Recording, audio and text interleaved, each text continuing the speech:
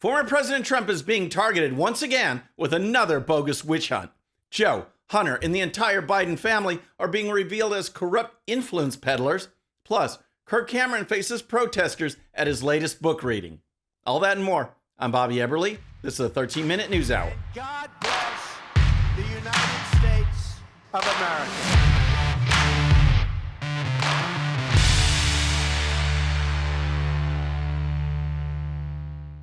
Okay, friends, welcome to the show. Happy Monday. I hope you had a great weekend. If you're new to the show, thank you so much for tuning in. We're going to start with the case against Donald Trump, or more accurately, the next bogus case against Donald Trump. The left keeps going after Trump, and not only is it pathetic, but it's threatening our country. If we keep devolving into a nation that uses the law to shut down free speech or silence political opponents, then we are no better than some third world country or banana republic. The Democrats, media, and other leftists went after Trump on the Steele dossier, Russia collusion, Ukrainian phone call, Georgia phone call, classified documents. They keep searching for a way to bring down Trump. And why? Because Trump has shown himself, at least for now, to be the only person willing to take on the deep state, to actually clean house. Now, New York District Attorney Alvin Bragg is said to be readying an indictment and arrest warrant against Trump for the Stormy Daniels payment from back in 2016 that has already been examined and whose statute of limitations has already run out. Here's Trump. Our enemies are desperate to stop us because they know that we are the only ones who can stop them, and they know it very strongly. And they're looking at the polls where, not me, but we are up by so much. They can't even believe it. We won twice, and now we've got to win a third time. They know that we can defeat them. They know that we will defeat them. But they're not coming after me. They're coming after you. Now, for some explanation on what this case is all about, here's Alan Dershowitz. No rational person would think that the activities involved here, paying a settlement and then being accused of a campaign contribution, when an important reason for the settlement obviously was to avoid embarrassment, to avoid problems with his family. That's not the basis for a criminal prosecution. And that's what we have. We have a settlement from 2016 that's trying to be spun into a campaign violation. And yet, not only has the statute of limitations run out, but this is a state case trying to use federal law. And the FEC has already looked at this and did not prosecute. Alvin Bragg has nothing, but that doesn't matter in today's leftist legal system. So the question is, will Trump be arrested or not? And will he ultimately be convicted or not? Let me know in the comments. Okay, next let's talk about Joe Biden and actual corruption. But first, if you're new to the show or haven't subscribed yet, regardless of platform, just search out my name, hit that subscribe button, make sure notifications are turned on. That way you can follow the show and help us grow. Okay, next let's talk about Joe Biden and the Biden family business of influence peddling and corruption. Because we see growing evidence now that this long taxpayer-funded career of Joe Biden has led to family member after family member being able to get paid by foreign regimes that are hostile to the United States. This is the family business. And while the media and Democrats look for another bogus case to throw at Donald Trump, bank records and other documents are just sitting there, waiting for investigation to reveal the extent of actual wrongdoing in the Biden family. Thankfully, we now have a Republican House of Representatives that is digging, and what they are finding is starting to get the attention of the media. In a new memo, Republicans on the House Oversight Committee say 3 Biden family members in 2017 received over $1 million indirectly from a Shanghai-based company, State Energy HK Limited. The money came after Biden associate John Robinson Walker received a $3 million wire from the same company, a transaction that was first publicized by Senate Republicans in 2020. Walker then transferred a third of those funds to various Biden family bank accounts over a 3-month period. So, did you catch that? A Chinese Communist Party-backed energy company sends $3 million to a man named John Robinson Walker, and then Walker turns around and sends $1 million to members of the Biden family. Yep, because Hunter and James and Hallie Biden are such experts in the energy field. Here's more. The new information uncovered by the House GOP, $35,000 in payments to Hallie Biden, Beau Biden's widow. $25,000 of which was linked to the Chinese energy company. Republicans also targeting the president's brother James and his son Hunter, and also say they are probing an account linked to an unknown Biden. Now, Representative Tim Burchett, who is a member of the House Oversight Committee, spoke to Newsmax about these new revelations and says it points to a pattern of influence peddling that is clearly criminal. Eventually, he's going to have to decide. The president's going to decide either he has no cognizant ability with his brain power, or he's going to have to admit that he's at the head of a criminal empire, because him and his brother, his son, and now they're bringing in his son's girlfriend, who was his other son's widow. She was given money. This is just a clear way to launder it. You just spread it out among people, and that's what they're doing, and we know it, and I think they got him on this one. Aren't you glad you have a Republican House? The Oversight Committee will keep digging, and the heat the Biden family is feeling is only going to get hotter. All right, next let's talk about actor and author Kirk Cameron, who has been making waves with his Christian-themed book, As You Grow.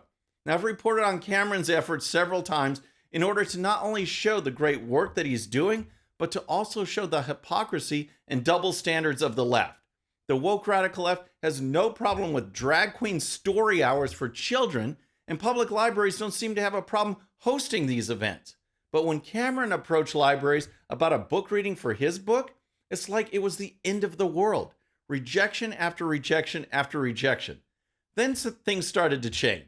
That's right. We asked for a story hour, just like others have done story hours, and these libraries said they were not interested and that their communities were not interested. And it wasn't until I published a public letter asking them to reconsider and then mentioning the fact that we have constitutional rights. In fact, I have my copy of the Constitution right here, that I will assert in court that they reversed course. And, yesterday just told the whole story in Indianapolis. The community showed up in record numbers. More people showed up for this book reading than any other event in the 137-year history of the library.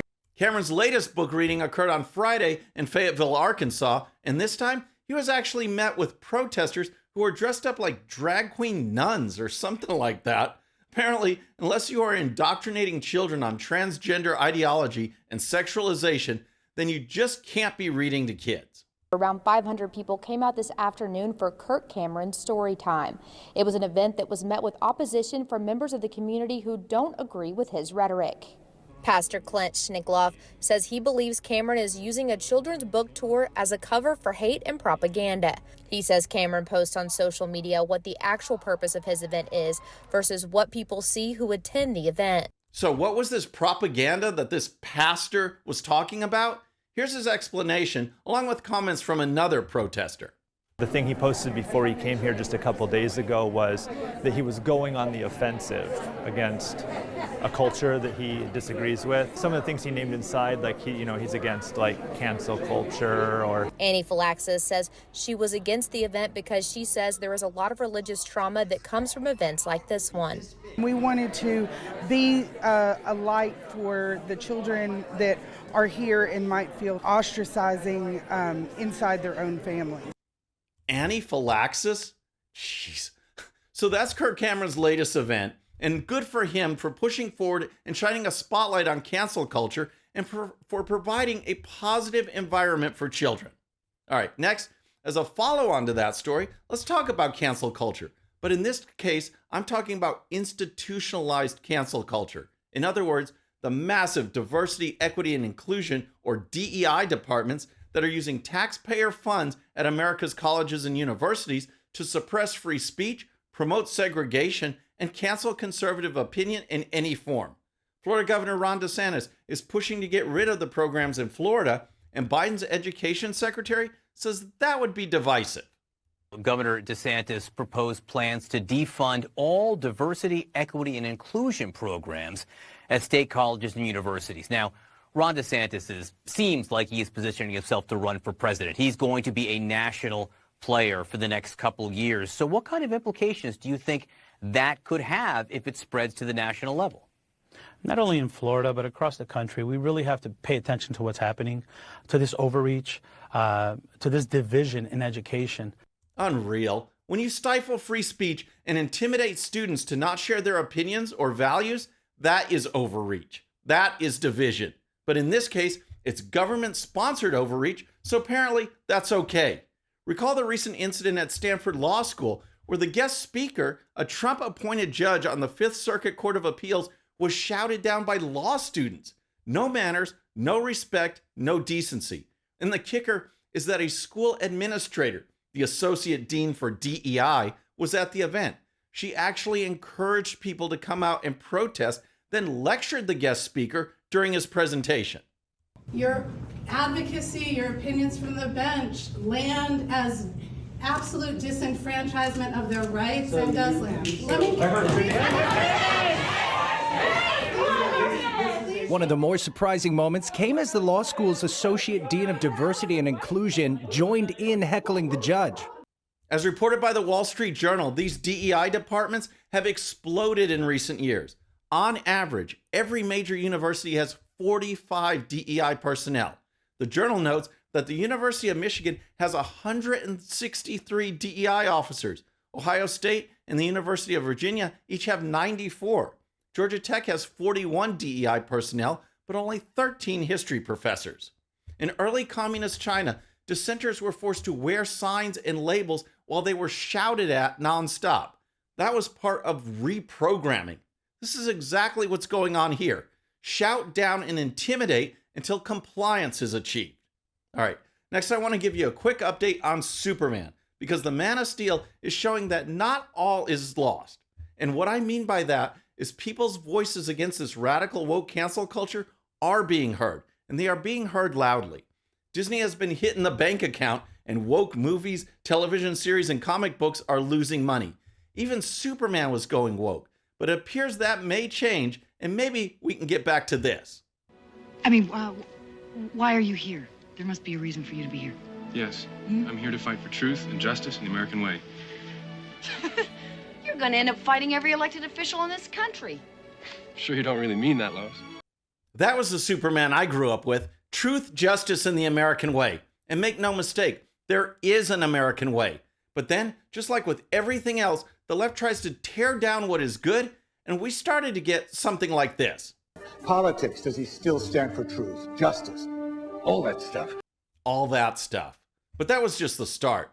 In July of 2021, DC Comics ditched that part of the slogan altogether, opting for truth, justice, and a better world. Focusing on the Clark Kent's son, Jonathan, as the new Superman, the character not only ditched the American way slogan, but also came out as gay. Of course. Now, James Gunn, the director of the next Superman movie, announced that the iconic mission statement will be back. Truth, justice, and the American way. This is clearly good to see, but it's only because people are speaking out. The left wants to destroy the American way, but if we come together and stand up against them, we can show the radical left that we are their kryptonite. Friends, that's our show for today. I hope you enjoyed it. And remember, today's show's one sheet is available to Patreon supporters using the link in the description. The one sheet gives you the links to all the videos and stories used on today's show, so you can dive even deeper into each issue. And with that, our next show will be Wednesday evening at the usual time. Until then, I'm Bobby Eberle. This is a 13-minute news hour.